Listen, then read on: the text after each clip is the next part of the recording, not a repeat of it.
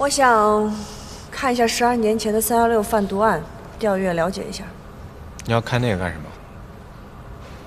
偶尔听说到，看看。今天是怎么搞的？一个个都对以前的案子感兴趣。还有谁？罗非呗。现在不就我们3个大闲人吗？3个。哎，梁英呢？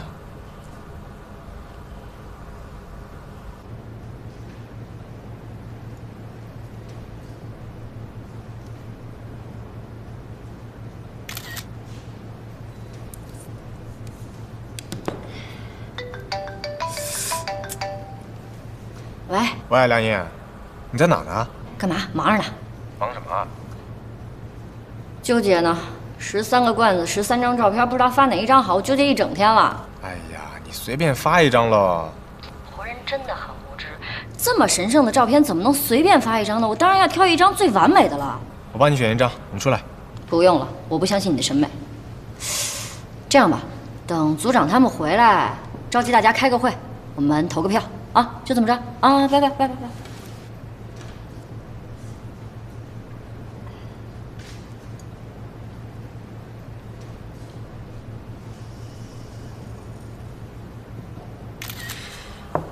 刚刚你说罗非要调查12年前的那个案子，不过他要看的不是什么316贩毒案，而是双鹿山公园袭警案的相关卷宗。他要看那个干什么？谁知道？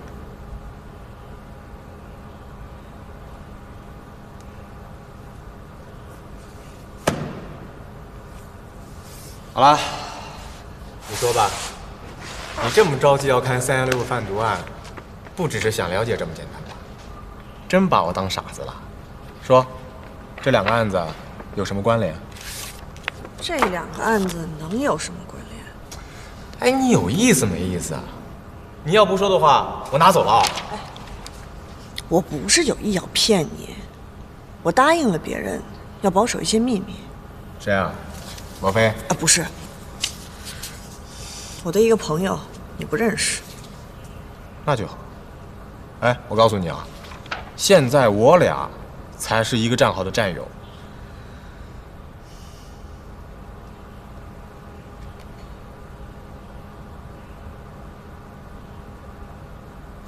薛大林，我以薛大林为中心做了外围的搜索，有几个很有意思的发现。什么发现？一个女人，她叫白菲菲。白菲菲是谁？你还记得大可发给袁志邦的死亡通知单上写的罪名是什么吗？玩弄女性。白菲菲就是被袁志邦玩弄以后怀孕自杀的那个女孩。当年白菲菲是警校行政管理专业的应届毕业生，自杀之前在市公安局实习，担任薛大林的秘书。2起血案最初受害者的联系枢纽，这意味着什么呢？白菲菲死的时候是哪天？3月20日。3月16号，薛大林破获特大贩毒案。3月20日，白菲菲死亡。4月18日，薛大林死亡。同一天，袁志邦死亡。我知道了，这就是他希望我找到的东西。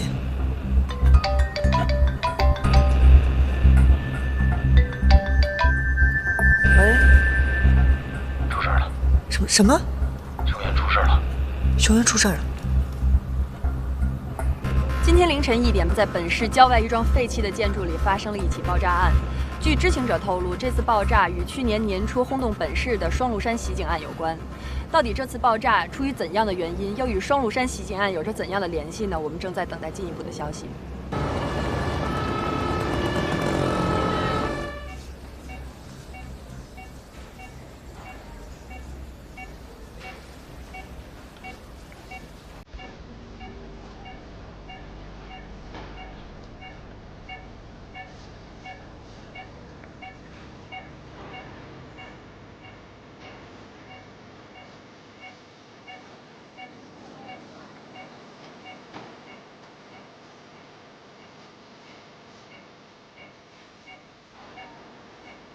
医生说，命是保住了，但什么时候醒过来，还不知道。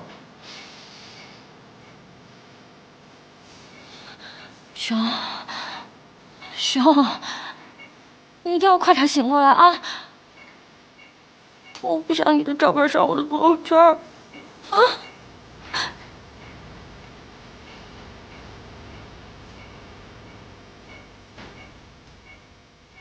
如果当时回去救他，我们都得死，必须那么做。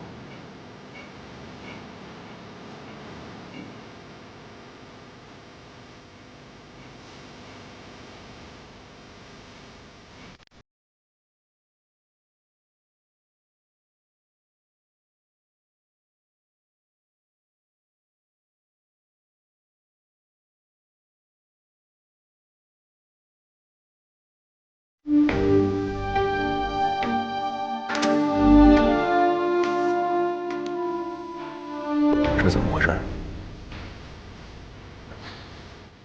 兄弟，今天大家为你送行的，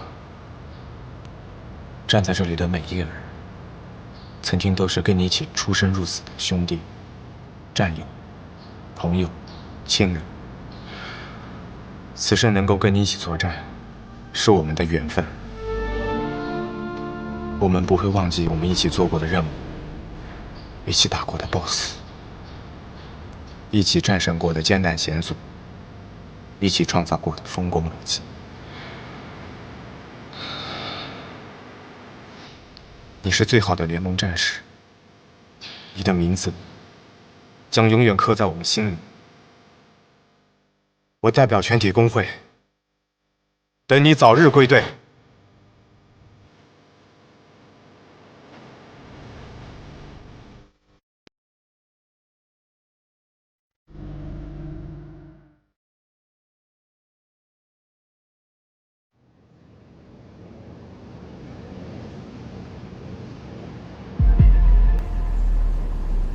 飞哥，你带我到这儿来干嘛？我看了双鹿山袭警案的卷宗，那起案子的调查，你刚好参与，是负责现场勘查。嗯，对。那场枪战中，韩浩共打出了3发子弹，2发打空，1发打中了周明的背部，将其当场击毙。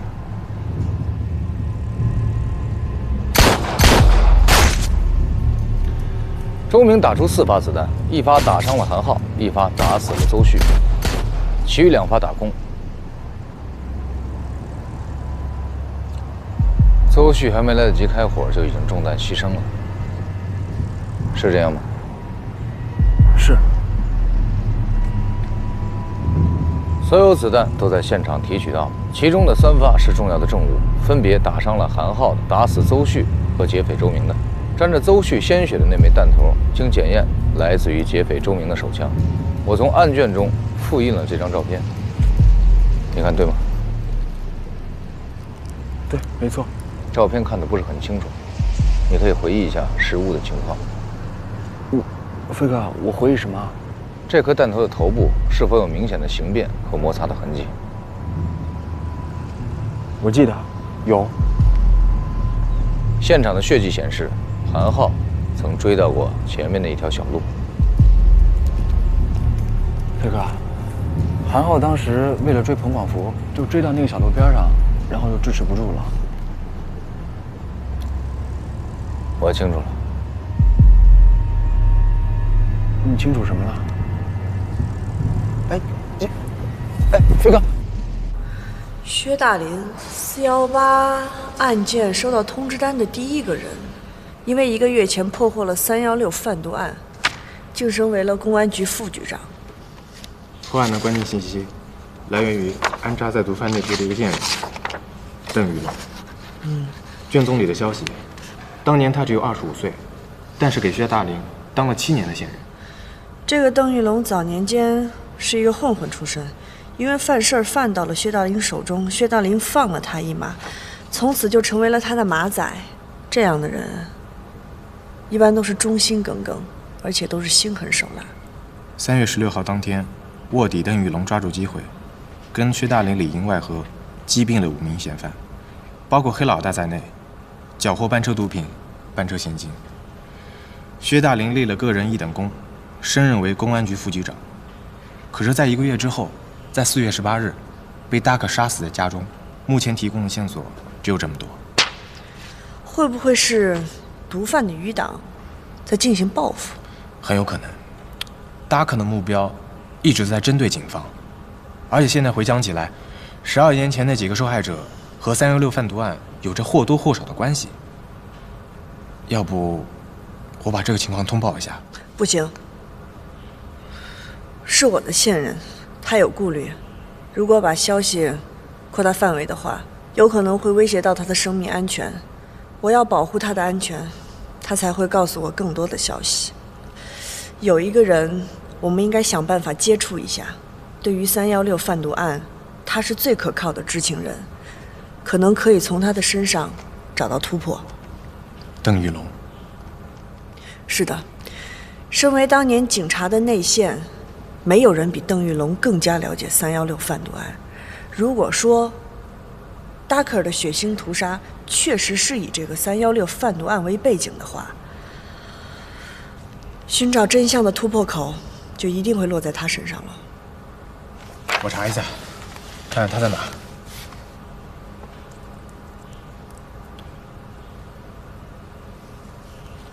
怎么是他？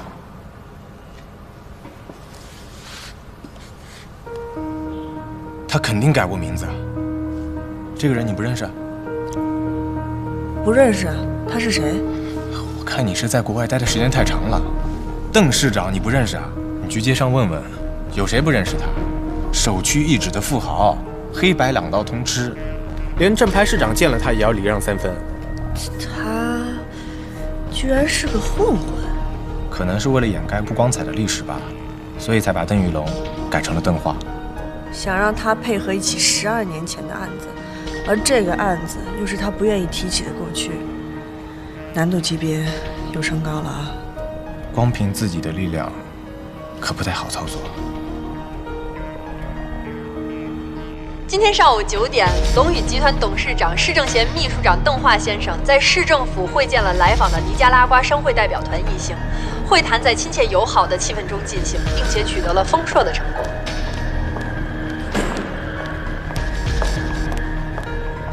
你好，我们想约见一下你们公司的老总邓化。你们预约好了吗？我们是警察，正在调查一起案件，我们要找邓化了解些情况。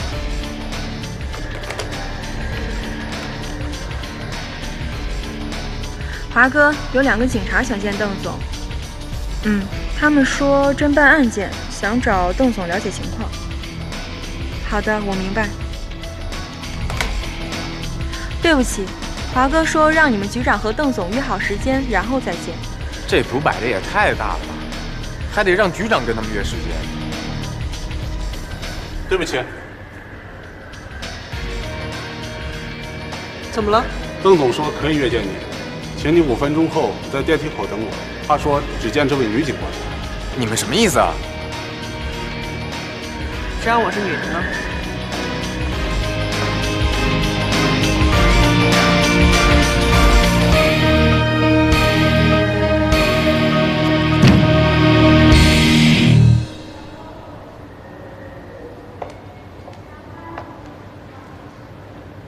请到18层下，下来有人接你。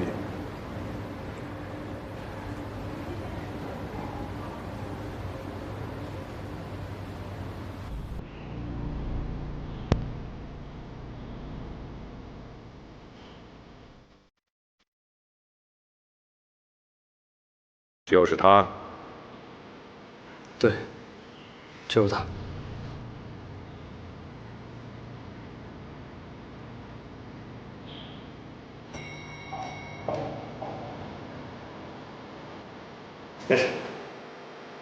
穆警官你好。你好。你可以叫我阿华。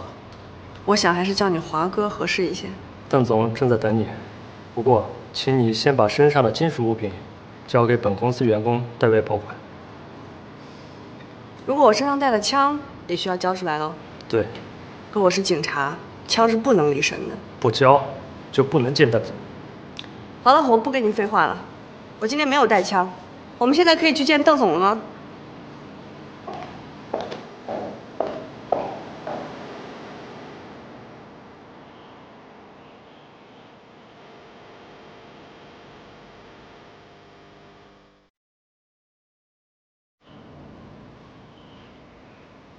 邓老板的安保级别很高啊。我不希望我的房间里有任何的阴影。从我的角度分析，邓总应该是在害怕什么，不希望任何事情脱离自己的控制。你叫我上来，就不会不知道我叫什么名字。穆警官，找我有什么事吗？我想了解一些事情，是12年前的418爆炸案。是。这个城市在我的面前没有任何的秘密。一起案子拖了12年，你们的效率还真够高的。我们认为316贩毒案的某一些隐情和418爆炸案有关系。我们想更加深入地了解一下316贩毒案的情况。这2起案子我都清楚，甚至比你们知道的还要多。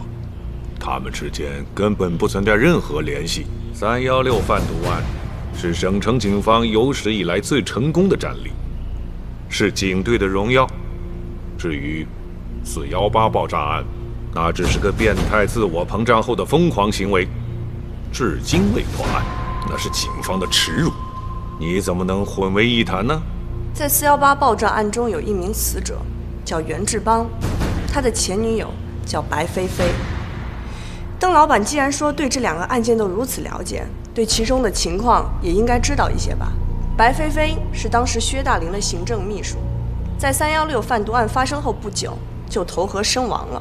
我怀疑白菲菲的死也许不是自杀，那只是316贩毒案的尾声，也是418爆炸案的序幕。这是你们分析得出来的结论，还是又找到了什么新的线索？暂时我们只知道这些，所以我希望知道更多的情况。不管有什么，只要是和316贩毒案有关系的，也许都能帮得到我。我很忙，我不想浪费这个时间。再说，我也没有义务来帮助你们呢。你已经开始浪费时间了，否则你就不会改变主意，叫我上来。叫你上来，不是为了帮你，而是因为这个。在我改变主意之前，有人把他用传真机发给了我的助手。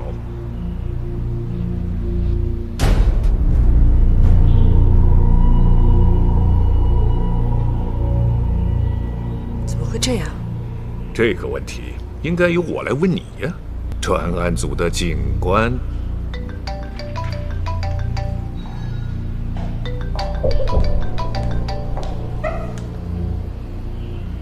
组长，穆剑宇，我们正在找你，立刻赶回警局，我们马上要开一个紧急会议。大可给出了最新的作案目标，是龙宇集团的董事长邓华。你怎么知道的？因为我现在正在龙宇集团和邓华在一起呢。你和邓华在一起？你怎么跑那儿去了？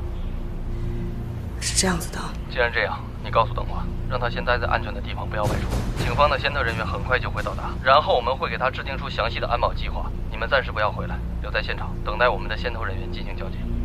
好，我明白了。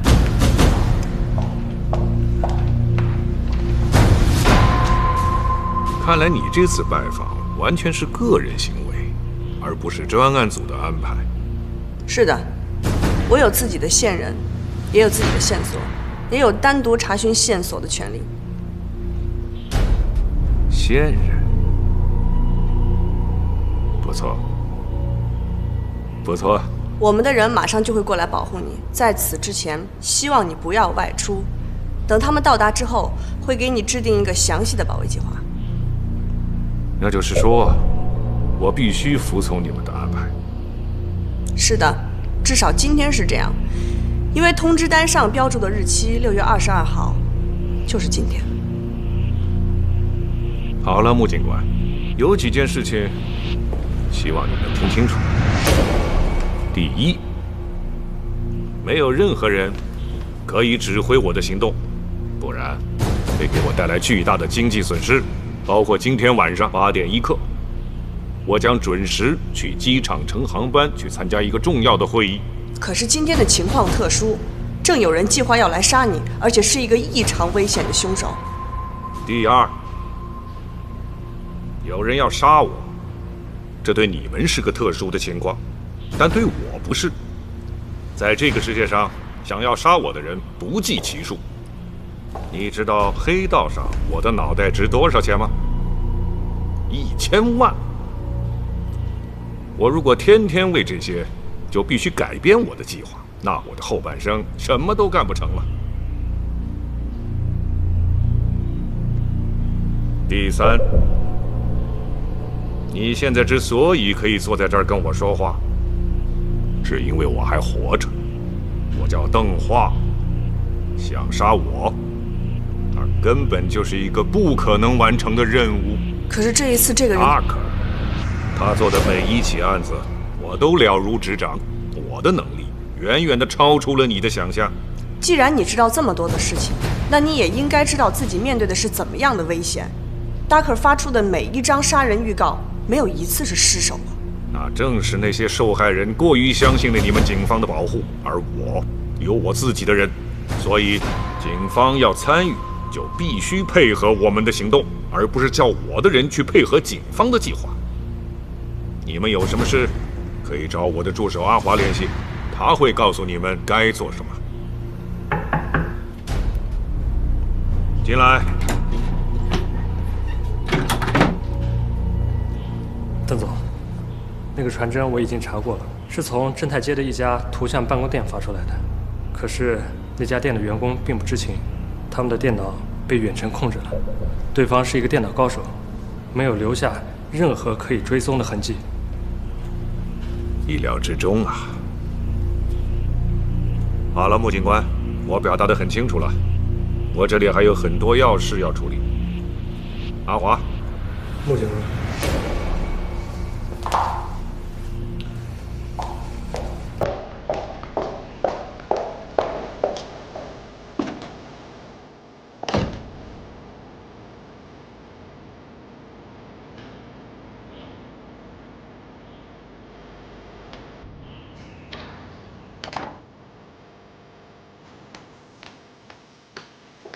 邓总，你觉得这个女人怎么样？很聪明，洞察力很强。如果是朋友，需要留一手；如果是敌人，那将很麻烦。这个女人查出了一单12年前的案子，316贩毒案。她还查出爆炸案中的死者袁志邦曾经有一个女朋友叫白菲菲，此人正是薛大林的行政秘书，他还有个线人。这个线人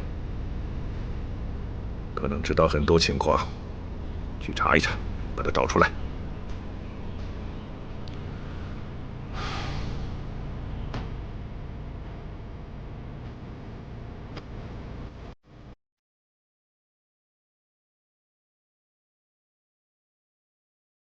局长，我希望能再给我一次机会。我也没说要解散专案组啊，你们有的是机会。这一次我保证能抓住大哥，这次我不要求你们要抓到达克尔，我但求希望你们别让达克尔得手。邓华他不是普通人，他要是死在你手上，不，他要是死在达克尔手上，你让我怎么交代呢？邓化你不用担心，我们对他的监控级别是最高的，而且他自己有非常完善的安保措施，所以我相信这一次达克尔根本毫无机会。那我就信你了，信你了啊！你没事让罗飞停什么职啊？赶紧让人家出来工作吧。局长，罗飞他是，罗飞跟这个案子是有关系，那是12年前了。可是这并不影响他12年后的今天，让他继续查案吧。你知道罗飞当年在警察学校的考试成绩是什么样的吗？好的科科都跟做了弊一样。你知道罗飞当年在警察学校当教授的时候做的案件分析什么样的吗？那好的都跟教科书一样。这样的高手，你不好好的利用他，你让他停职，你小子脑子进水了你！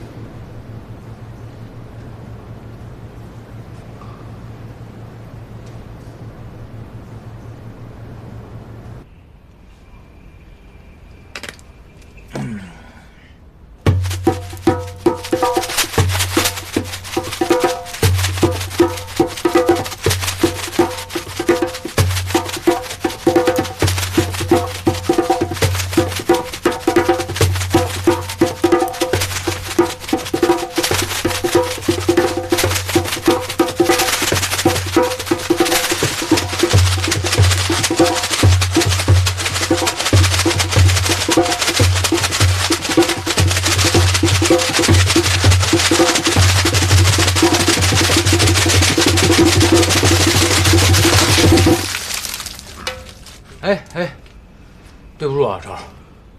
痛快吗，飞哥？痛快。音乐就是一切，就是我的信仰。你除了体制跟法律，你有信仰吗？如果没有体制跟法律保护你们的话，你哪有功夫玩音乐？你说呢？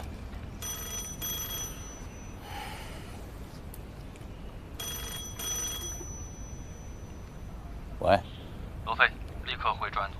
明白。川儿，今儿我高兴。老号，50多。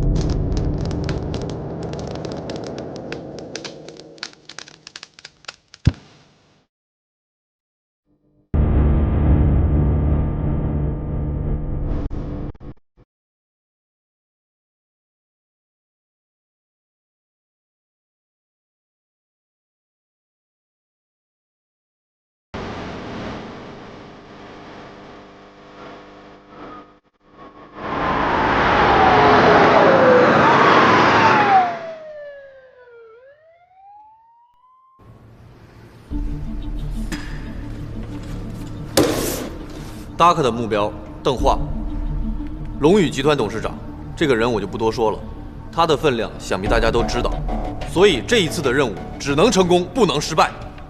上级下了死命令，不管案件侦破与否，必须保护邓化的人身安全。看来我们这次是碰到真正的大 boss 了，组长很亢奋啊。刘松，你心不在焉的想什么呢？尹健，我有几个问题想问你。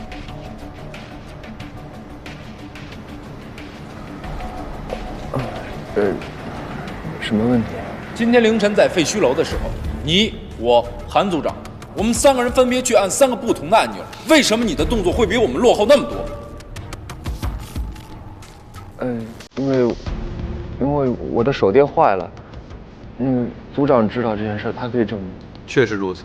那好，我再问你，当我们按下按钮之后，对讲机里已经听不到熊原的任何反应。我和韩组长立刻跑到了大楼门口，熊原已经不在了，我们马上去找熊原。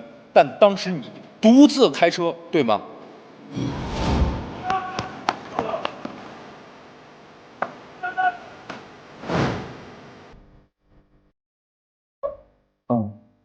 对。那好，那警车的挡把上为什么会有血？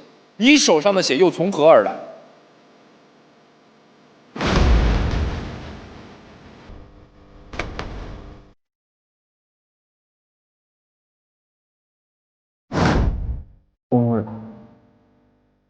刘松，你问这个问题什么意思？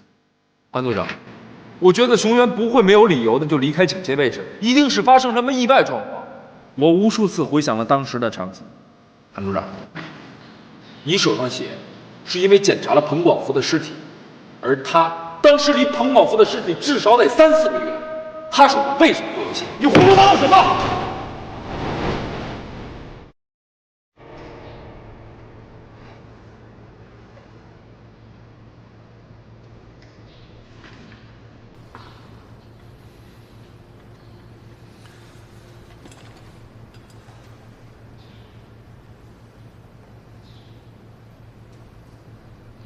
尹健这个人你是知道的，他没有什么经验。昨天大家的情绪都很激动，尹健可能是出于紧张，没有摘挡就下车了。是我发现后，把挡摘了下来。如果档位上有鲜血的话，那应该是我留下的。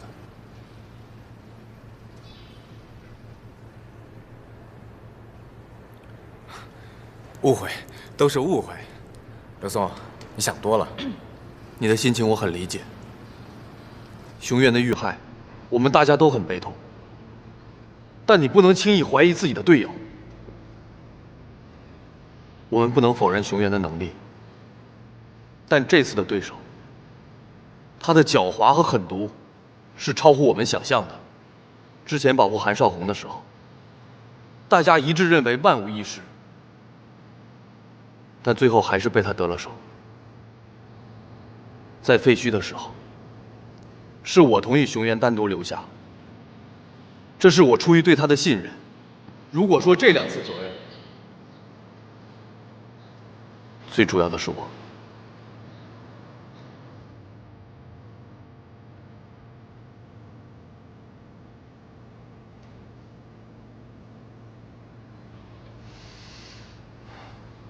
我已经决定了，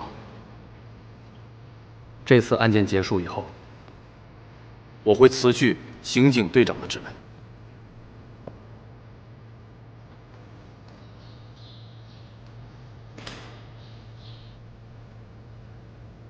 但在此之前，我一定亲手抓到那个混蛋，让他受到应有的惩罚。从现在开始，我们面临着全新的战斗。我希望这是扭转战局的最后一战。现在全给我闭嘴干活，到龙宇集团待命。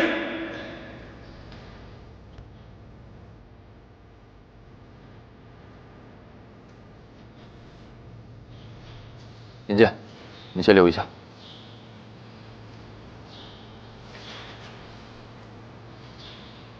跟我去见下楼再说吧。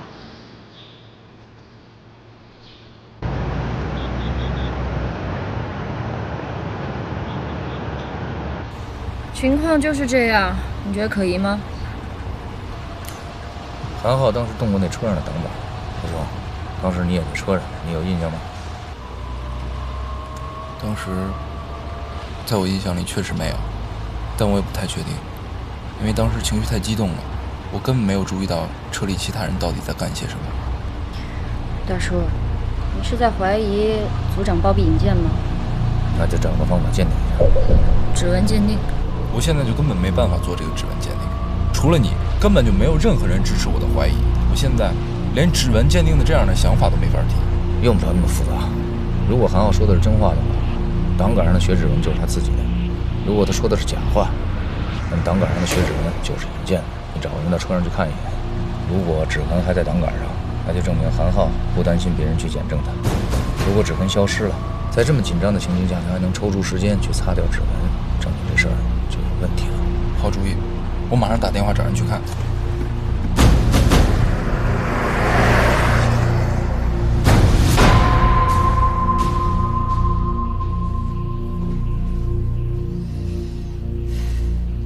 那些血迹你都看见了吗？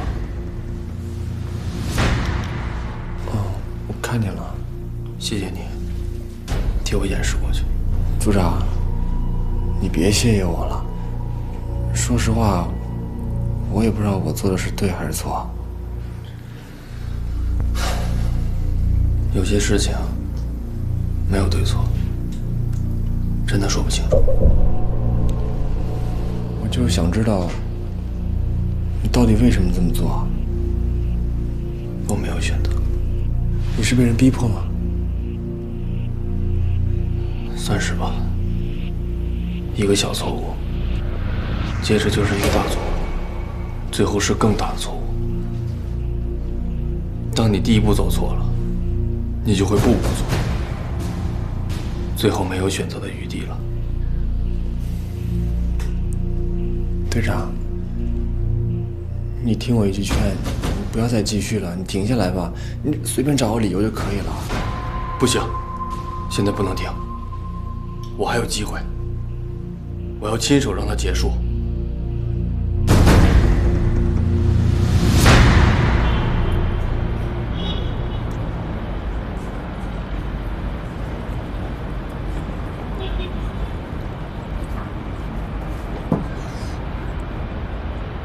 哎，你们干嘛？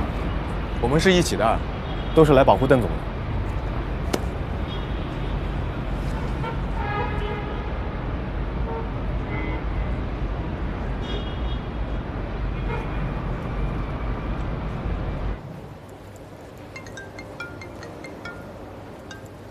我去接个电话。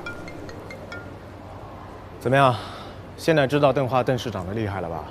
我和穆剑云早就领教过了。想要见到他，首先要请示一个叫华哥的人。咱们风尘仆仆赶过来保护他，结果倒像是做贼的。见过矫情的活人，没见过这么矫情的。换个角度看，达克也可能接近邓化，好事。你们还没见到大厦里的防范措施，他要是一辈子活在大厦里啊，连神仙都杀不了他。不过他今天晚上要赶一班飞机，8点1刻起飞，说是要参加什么重要会议。达克也是掌握了这个信息，所以才把受刑日定在今天。穆剑云为什么会提前来？他说他掌握了一条新线索，好像很靠谱。什么线索？那个血指痕真的不见了，他们真的擦掉了那个血指痕，我们该怎么办？找高层领导，我们必须得要跳过韩浩的关系。我可以试试，但不管怎么样，你们先得让我明白怎么回事吧。你是罗非？我是。跟我上来，其他人在这等着。韩浩来了，让他单独上来。在这等我。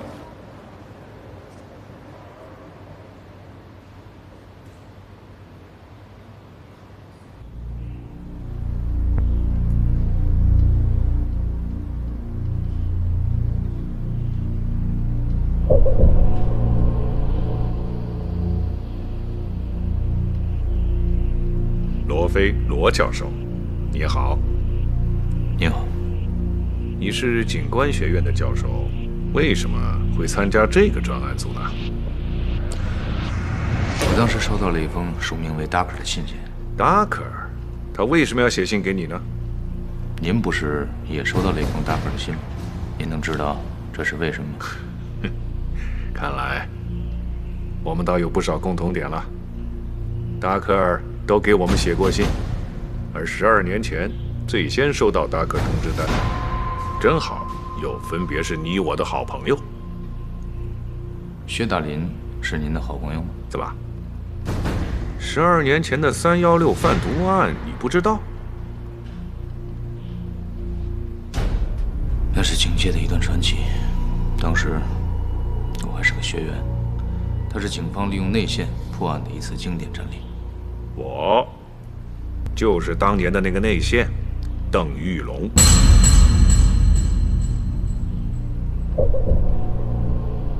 那桩案子，要说有多经典呐，你永远都不会知道。白飞飞，你认识吗？袁志邦的前女友。袁志邦的死亡通知单上所列的罪行，就是针对他的。好了，罗警官，我们的碰面该结束了。我很高兴和你有这次谈话。您确定我们的谈话就这么结束了吗？当然。10点钟，我要召集集团的管理层开一个会议。现在还差5分钟，我马上得到隔壁的会议室。您的表快了5分钟，现在是9点50。这是我的习惯，我的表永远比正常时间快5分钟。这样，即使我晚了5分钟，在正常的世界里，我还是准时的。这的确是个好习惯。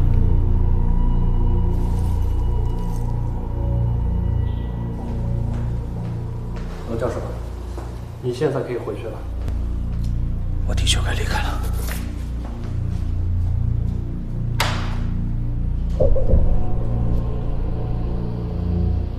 他这是怎么了？这真是个有趣儿而厉害的家伙。哼，还好，他不是我们要找的人。那剩下的目标就非常明确了。阿胜他们半小时前已经出发了，我想很快就会有好消息传回来。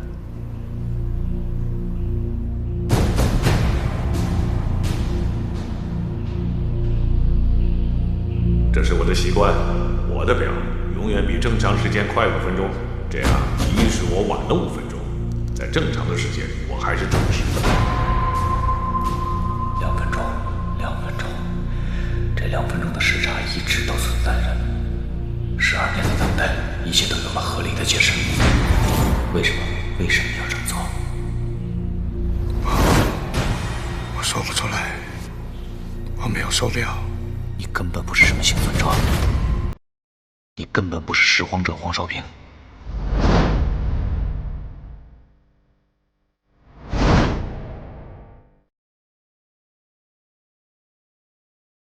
可是为什么？为什么你要那么做？为什么？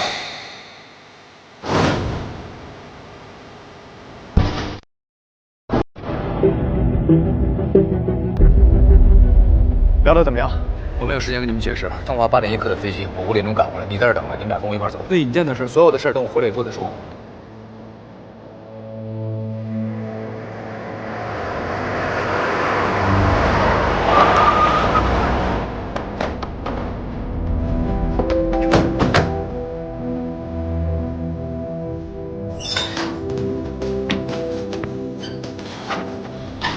生排好了。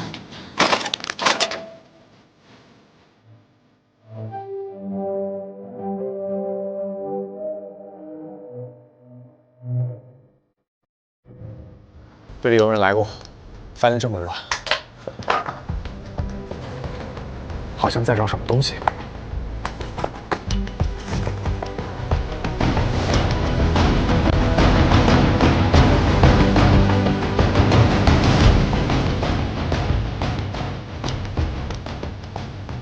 没找到，没那么容易找到的。我一定会找到。我相信你。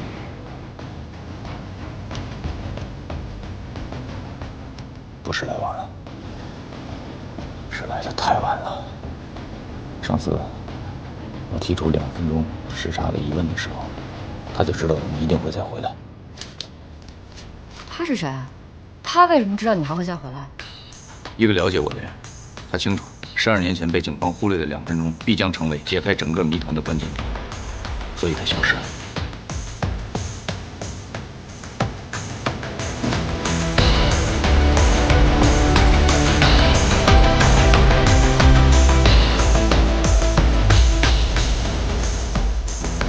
你在哪儿？出来见我！出来！出来见我！我就知道，你一定会找回来的。出来！我们之间，终究是躲不过那一场对决，面对面的对决。我不是不肯见你，只是这里不是最合适的地点。该结束了，让我们共同谱完这最后的乐章吧。不管之前的乐章多么华美，如果缺少一个漂亮的休止符，那终究不会是一件令人满意的作品。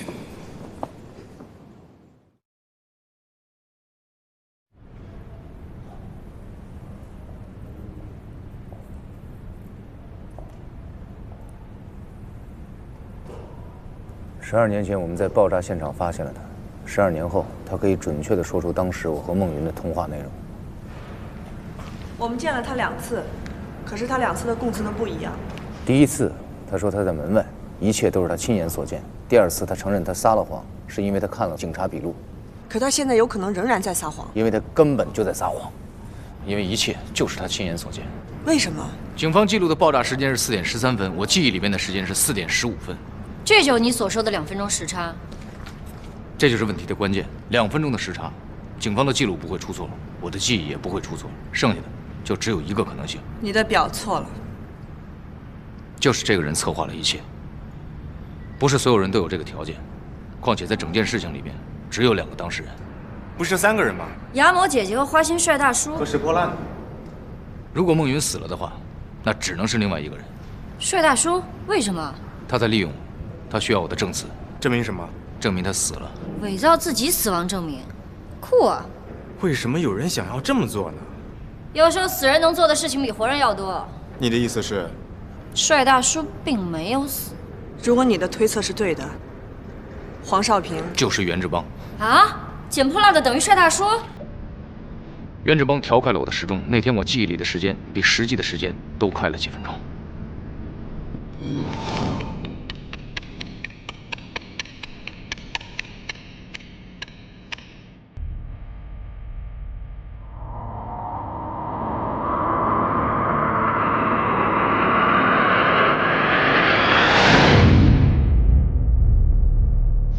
吴越，你在哪儿？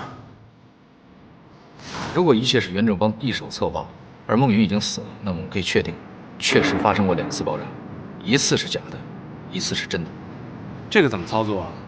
你没有听说过假高潮吗？只要有声音就行，录音也行。第1次爆炸是假的，也就是我手机里面听到的那次爆炸，那是一次录音。那个时候，我宿舍钟表上显示的时间是4点15分。那我只能随便选一根了。3、2，等一下，红色还是蓝色？快说，没时间了。红色，选红色的。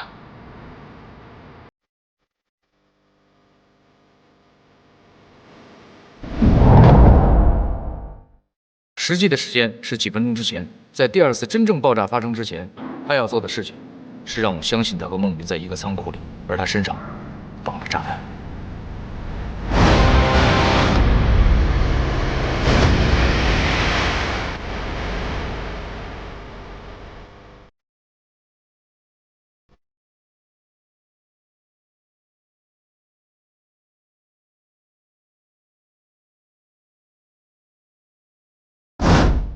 所以才有了你和孟云的这次通话。也就是说，你和牙魔姐姐的诀别也是帅大叔一手安排。他要干嘛？他需要预留时间脱身。怎么脱身？替身、替死鬼，懂吗？的确，他需要一个替身，把自己置身于事外，然后制造一场真正的爆炸。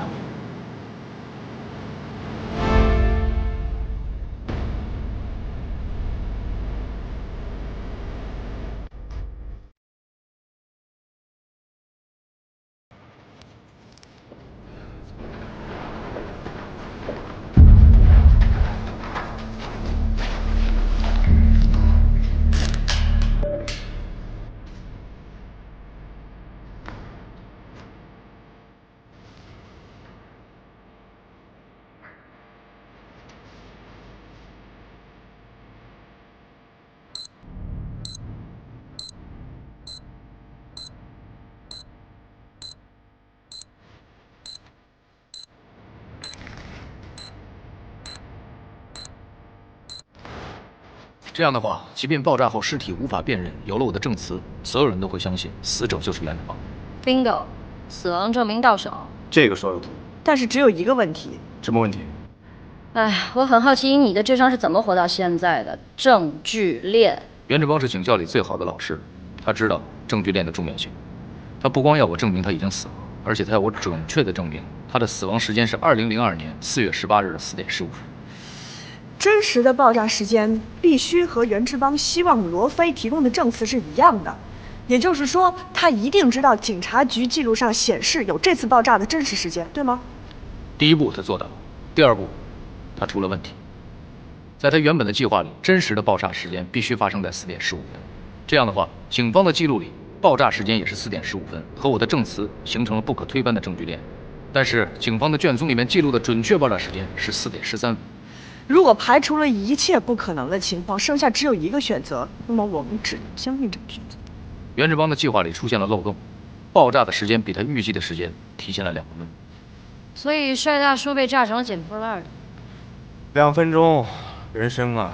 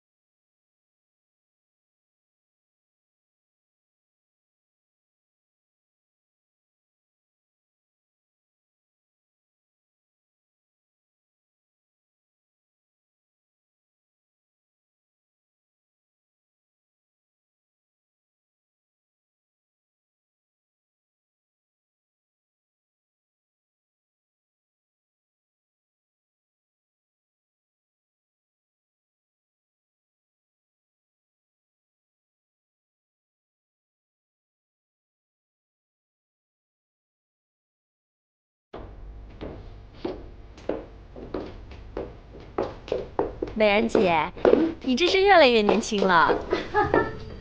越来越会说话了你。怎么样？感觉不错吧？兰克，你们这儿的按摩师吧，我觉得该换换了啊。这几个可都是刚刚从日本回来的，日本按摩师协会认证的高级技师。怎么啦？不满意呀？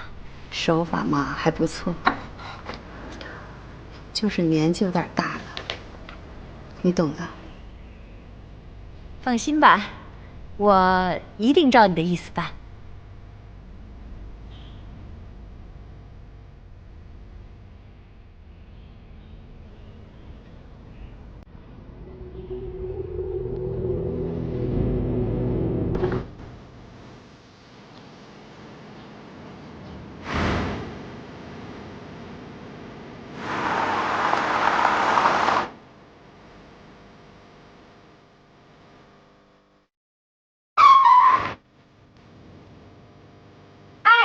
走开啦！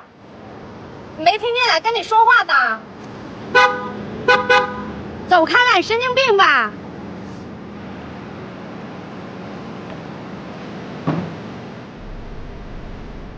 哎，你这人怎么回事？神经病吧？还不装听不见是不是？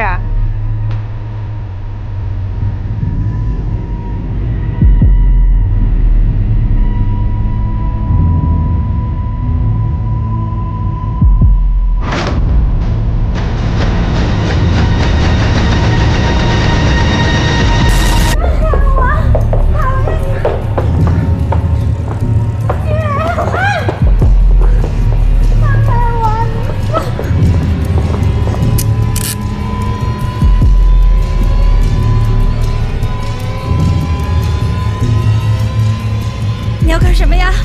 我有很多钱都给你，你不要伤害我，不要伤害我！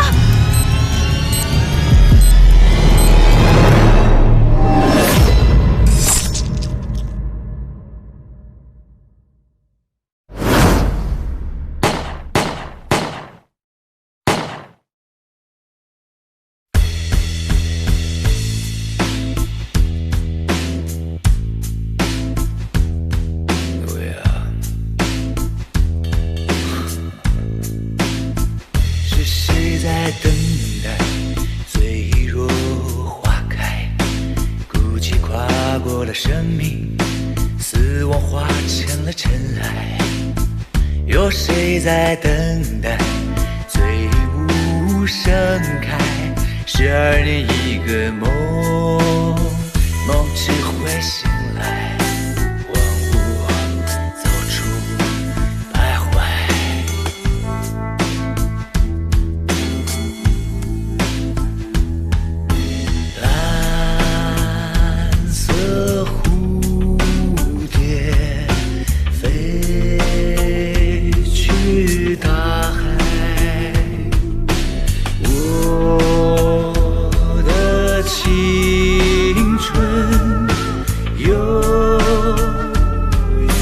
下凝固的2分钟，是你是你是你吻的甘甜，硝烟三界，我走不出无爱。是谁在等待？脆弱花开，孤寂跨过了生命，死亡化成了尘埃。有谁在等待？醉雾盛开，12年一个梦，梦总会醒来，醒来做出胆怯。是谁在等待？脆弱花开，孤寂跨过了生命，死亡化成了尘埃。有谁在等待？醉雾盛开，12年一个梦，梦只会醒来，醒来，醒来，醒来。